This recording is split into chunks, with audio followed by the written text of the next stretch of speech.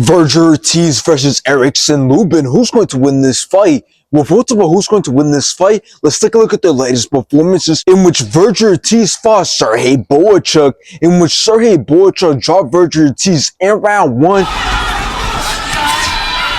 nice shot! But then both went a war until Sergey Boychuk dropped Vergil Ortiz once again in round 8. Over the top with a right hand of his own. Nice left hook! But then Vergil Ortiz brought it back, walked Sergey Boychuk in rounds 8, 11, and 12, and Vergil Ortiz won by decision. And the new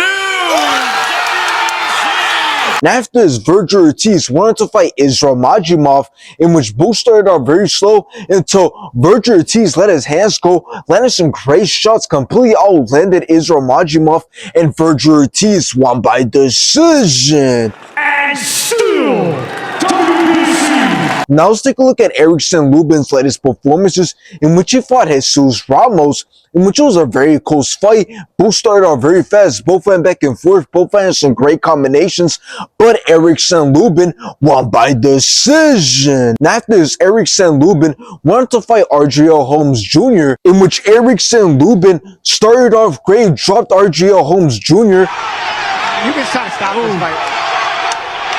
First knockdown. Erickson Lubin then put more punishment on RJL Holmes Jr. and the rational enough and stopped the fight in round 11.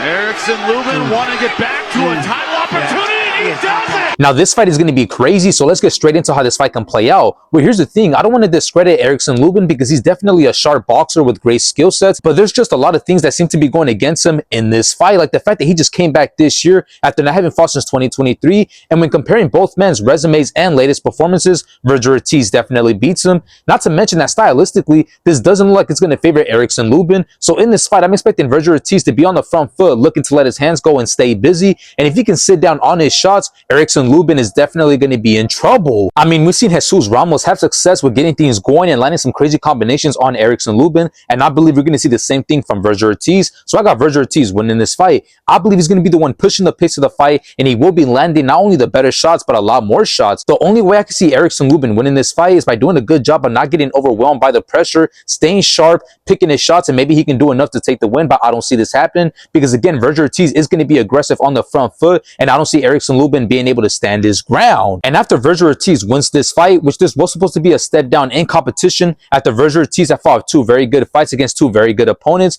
Vergil's next fight has to be against Ron Boots Ennis, since Boots just made his debut and he showed that he's the real deal and that he can be a big threat towards everybody in this division, which this would be one of the best fights we've ever seen at 154. I mean, undefeated versus undefeated, but unfortunately, I believe Vergil Ortiz loses to Jaron Boots Ennis.